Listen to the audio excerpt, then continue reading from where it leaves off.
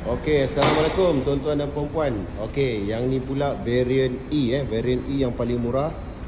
Variant E warna metallic grey.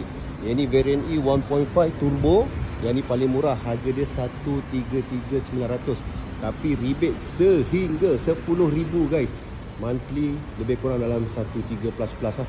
Kalau korang berminat, nampak tak macam ni. Kita buatkan premium package. Kalau daripada kilang tak ada ni. Siapkan front bumper, side skirting, ada door visor, safety tinted pun dah siap, door visor dah siap, dashcam dah siap, spoiler pun macam RS. Macam RS guys, spoiler dia guys. Ni RS yang sebenar, yang ni yang kita tambah. Okey, jangan lepaskan peluang. End year rebate besar-besaran geng. Yang ni monthly murah, ada 10,000 boleh buat full loan.